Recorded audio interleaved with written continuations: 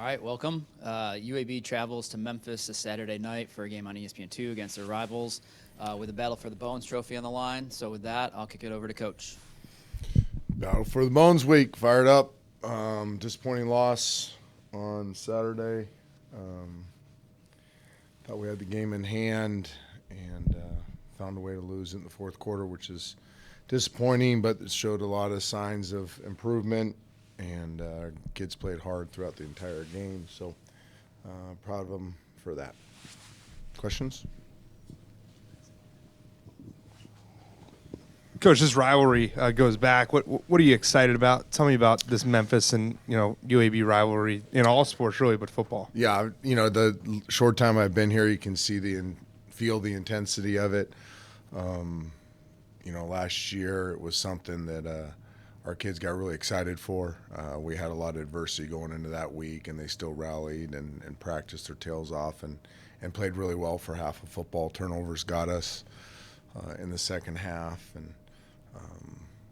and then the basketball this off season, watching the hoops play, and we brought our boys to that game, and we were all fired up. The one here, and it's just an awesome atmosphere. So we're excited to play in another one.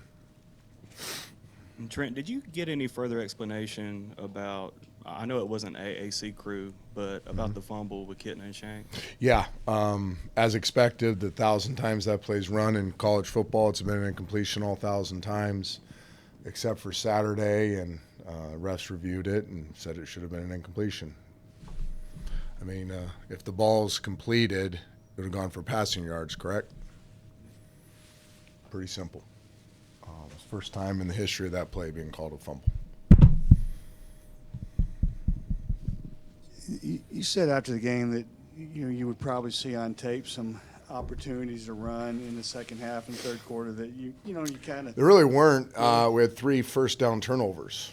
If you take conservatively 5 plays per drive, and we're actually higher than that. We're about 7+ per plays per drive. For the average, that's 21 plays that we would have had in the second half. We were around 50-50 run pass on second down. Actually, we're a heavy second down run in this game on purpose. So you don't turn over on the 3 first down plays, you're looking at least another 10 runs. So there really wasn't. We in the second half, you have the good drive that we throw the interception down near the goal line on a first down play.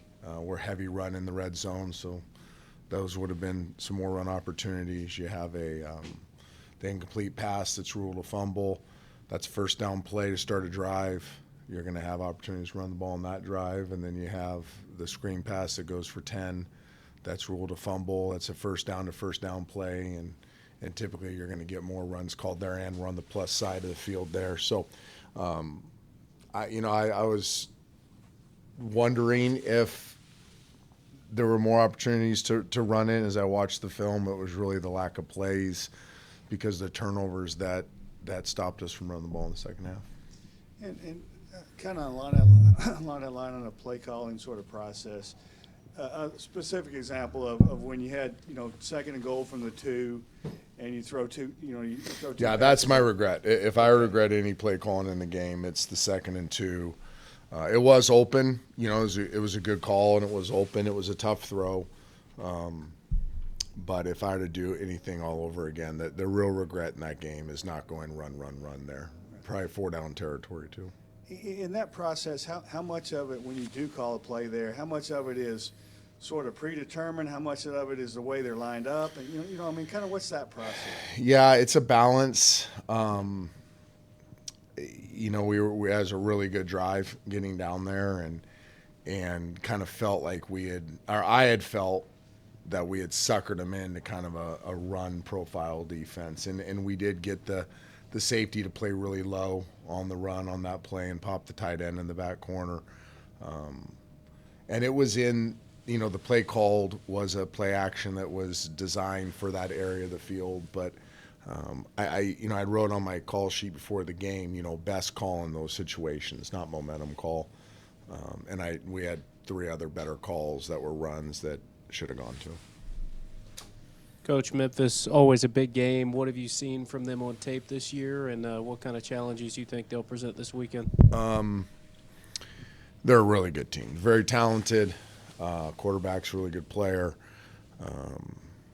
They've invested a lot on both sides of the ball. They have players that have been highly successful both there and other places. They're tradey, meaning they have all the traits you're looking for.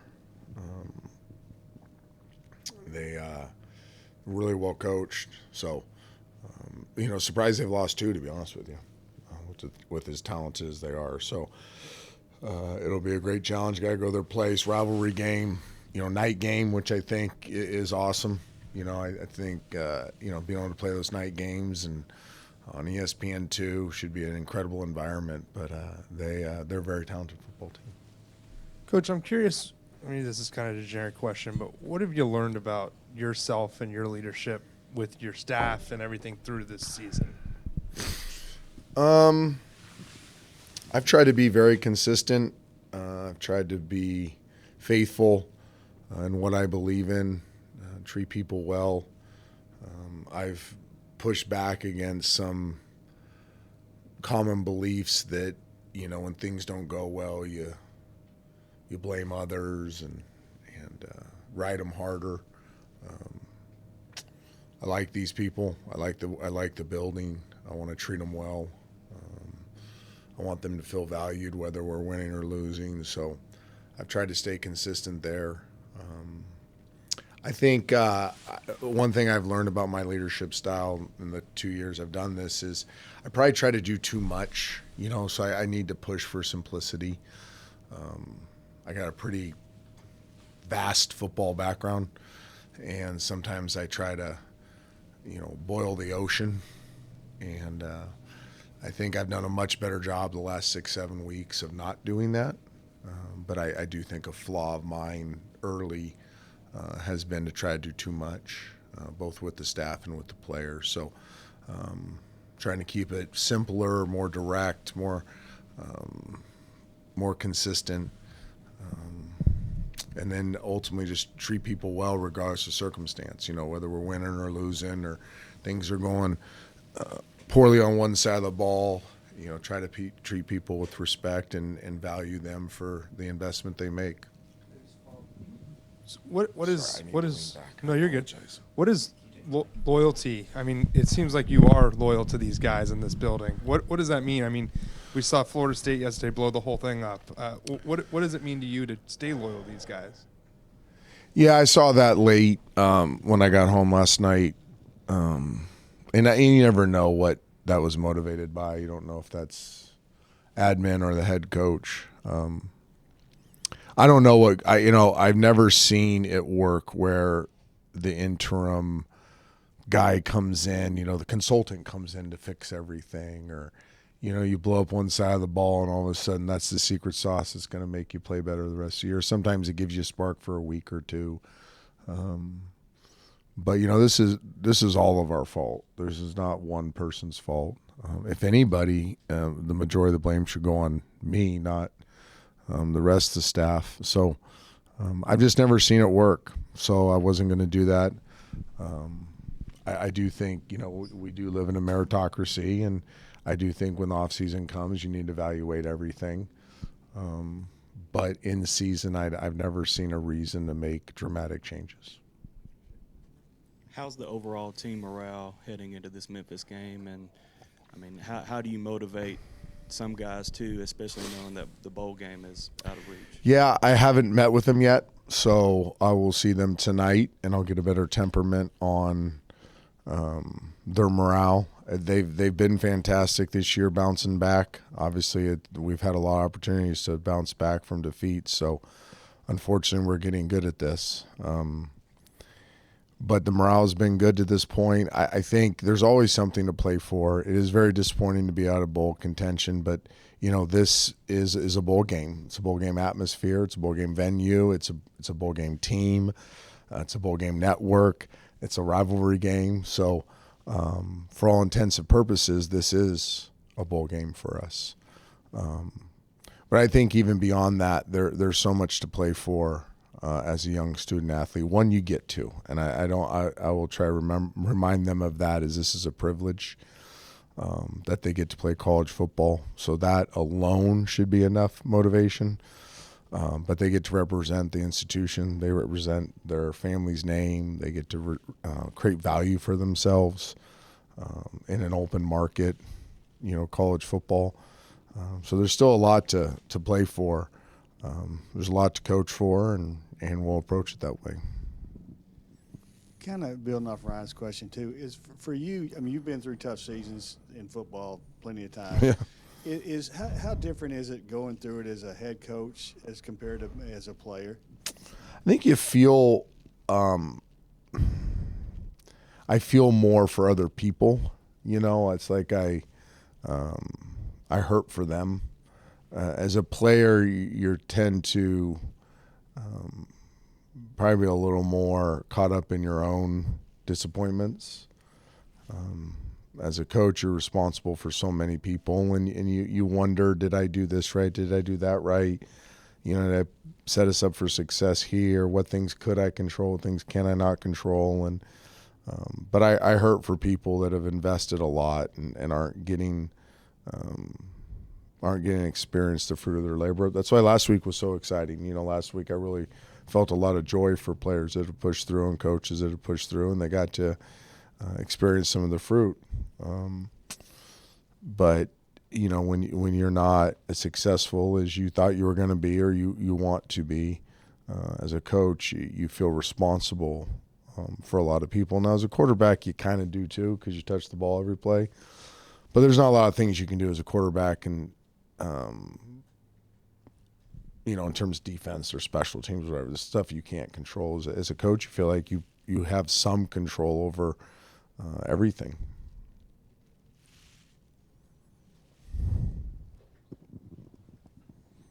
What's the status of Jacob Zeno for this Saturday? I hope he out.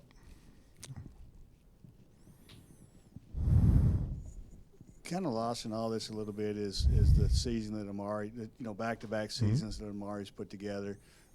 Just kind of what is your assessment of the way he's played this year and the way he's played in these 2 years? Yeah, I thought he's played better this year. He's been more versatile. He hasn't just been a slot receiver for us. He's been challenged to be able to play on the edge of the defense, and to be a complete receiver, you have to be able to do that. So he's been able to do that at a higher level. I feel like he's played faster.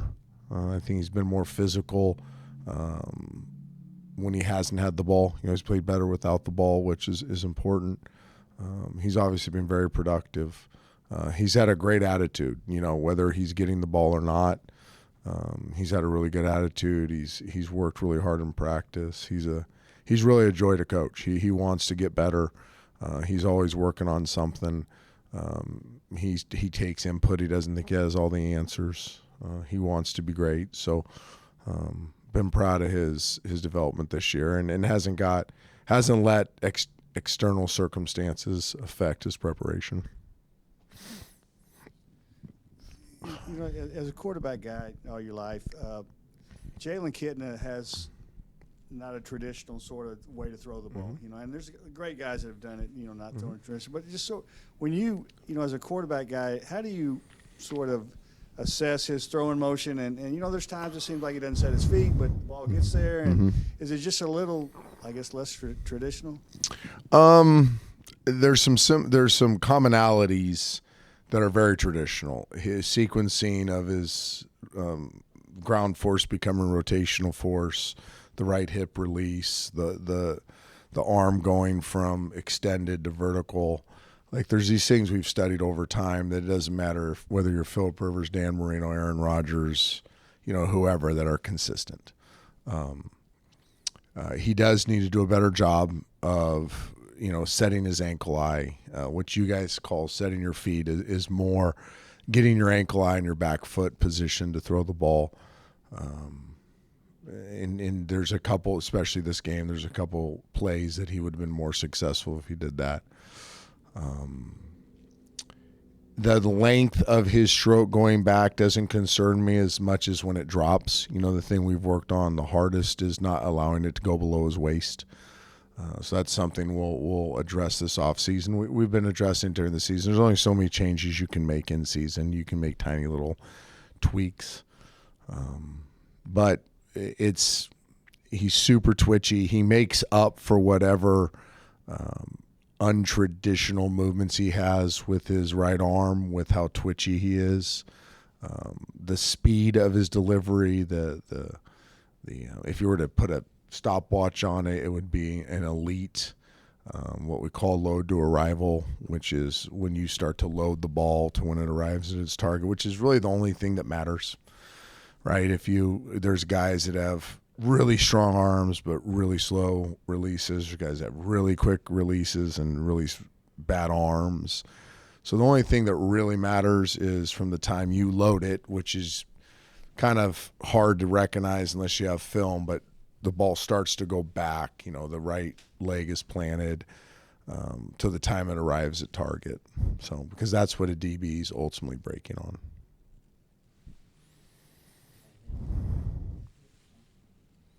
All right, thanks, you guys.